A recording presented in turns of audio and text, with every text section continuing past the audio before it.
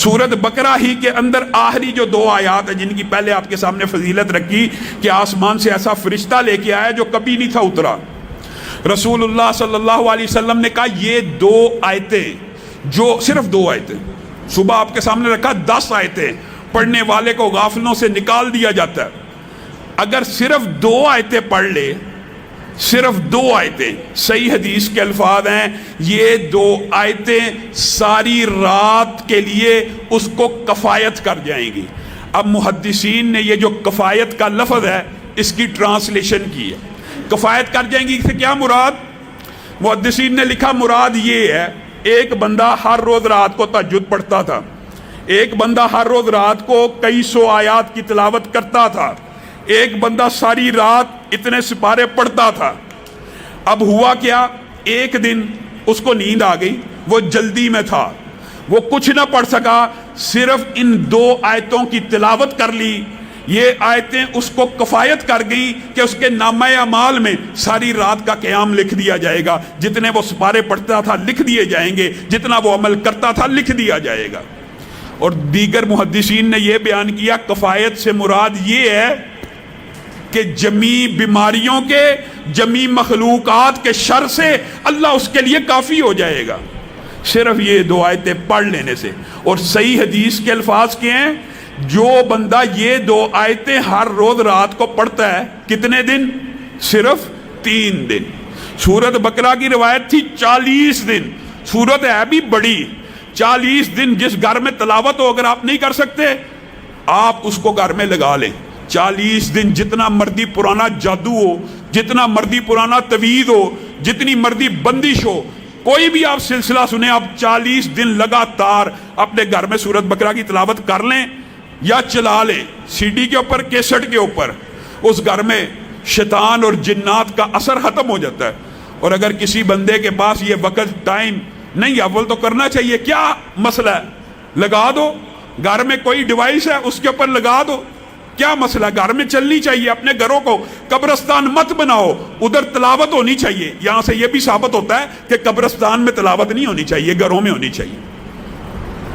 3 دن جو بندہ سورت بقرہ کی یہ آخری 2 آیات کی تلاوت کرتا ہے، اس حدیث کے الفاظ بھی یہی ہیں کہ اس کے گھر سے شیاطین اور جنات بھاگ جاتے ہیں. گویا سورت بقرہ کے اندر پورے کا پورا توڑ موجود ہے، جادو کا، جنات کا. انسان کو وہم ہے نا، وسوسہ ہے، بدش ہے، رزق کی کمی ہے.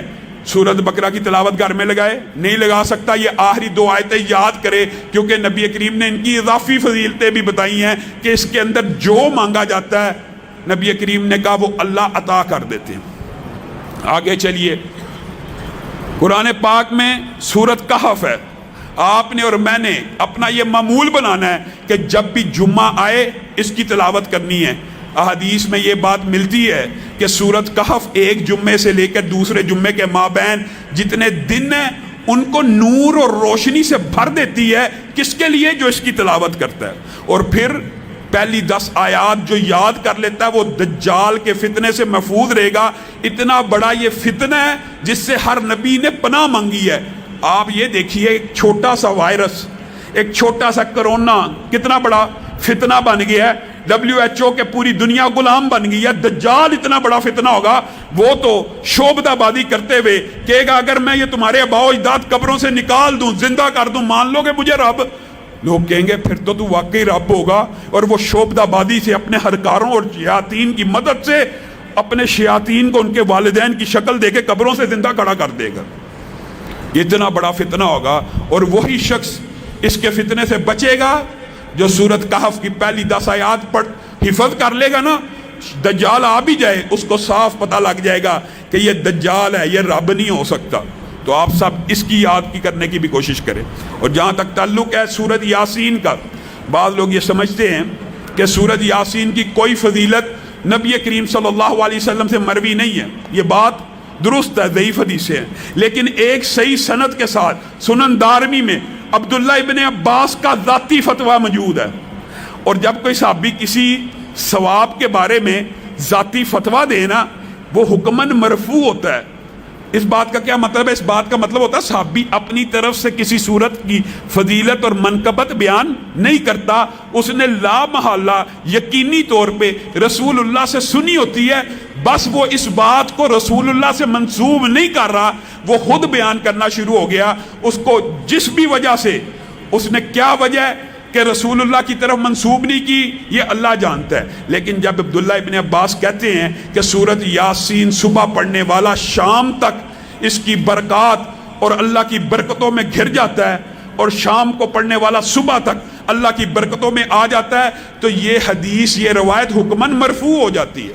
صحابہ اپنی طرف سے کسی عمل کا فضیلت اور اجر و ثواب نہیں بیان کرتے۔ اسی طرح بعض محدثین نے بیماریوں کے حوالے سے لوگ سوال کرتے ہیں، جو ڈپریشن ہے، جو انگزائٹی ہے، جس بندے کو نیند نہیں آتی، جو بندہ ساری رات بے چین رہتا ہے، اسلاف نے یہ بات بتلائی ہے، اس کے لیے بہترین سورت نبا ہے۔ اما یتساءلون، یہ سورت پڑھے، اس سورت کو پڑھنا شروع کرے، اگر نیند نہیں آ رہی، نیند آنا شروع ہو جائے گی۔ اللہ رب العزت نے اس کے اندر یہ تاثیر رکھی ہے۔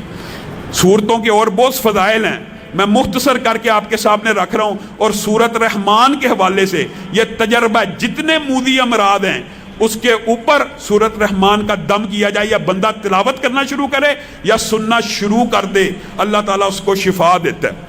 اور جو